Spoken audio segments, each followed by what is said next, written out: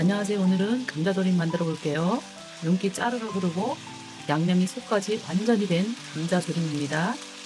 감자는 3개입니다. 500g입니다. 반 썰어서 먹기 좋은 크기로 썰어 주시면 돼요. 감자가 너무 두꺼우면 양념이 속까지 잘 안 배거든요. 적당한 크기로 썰어서 해야 양념도 빨리 배고 윤기도 훨씬 잘 나옵니다. 썰어진 감자는 찬물에 살짝 담가서 전분기를 빼줄게요. 이렇게 해야 부서지지 않아요. 반줄입니다. 송송 썰어주세요. 청양고추 2개입니다. 송송 썰어서 준비해 주시면 돼요. 매운 거 못 드시는 분들은 빼셔도 됩니다. 감자는 체에 받쳐 주시면 돼요. 물은 버려주세요. 감자를 그릇에 담아주세요. 물기 뺀 감자에 물엿 3큰술 넣고 20분 정도 절여주세요. 물엿이 감자 수분을 끌어내면서 그 국물이 나중에 양념이랑 섞여서 윤기가 확 살거든요. 살살 저어주세요. 식용유 3큰술 넣어주세요. 다진 마늘 1큰술입니다.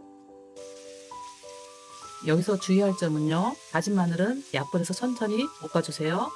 이제 감자 다 넣어주세요. 절인 물 같이 넣어주시면 됩니다. 이 국물이 핵심이에요. 중불에서 5분 정도 볶아줄 거예요. 살살 저어주시면 됩니다. 이렇게 졸이면 절대 물 더 안 넣으셔도 돼요. 진간장 3큰술, 고추장 1큰술 잘 섞어줍니다. 고추장이 들어가면서 색이 확 살아나는 거 보이시죠?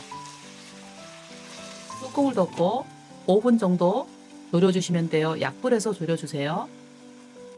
중간에 한 번씩 뒤적뒤적 해주시면 좋아요. 뚜껑 열어볼게요. 눌러붙지도 않고 정말 잘 익었어요. 색깔도 보이시죠? 이 색깔 나오면 다 된 거예요. 이제 감자가 익었나 한번 찔러 볼게요. 쑥 들어가죠? 5분 정도만 익혀주면 완전히 익어요. 썰어놓은 청양고추 넣어주세요. 파도 넣어주시면 됩니다. 살살 저어주세요. 오늘 감자조림 만들어 봤는데요. 감자조림에 같이 넣으면 맛있는 재료 있으시면 댓글로 알려주세요. 다음 영상에 반영해 볼게요. 불을 끄고요. 참기름 1큰술 넣어주세요. 통깨도 1큰술 넣어주시면 돼요. 오늘도 맛있게 드세요. 오늘 감자조림은 여기까지입니다. 이렇게 해야 안 부서지니까 여러분들도 집에서 한번 꼭 만들어 보세요. 구독, 좋아요 부탁드릴게요. 감사합니다.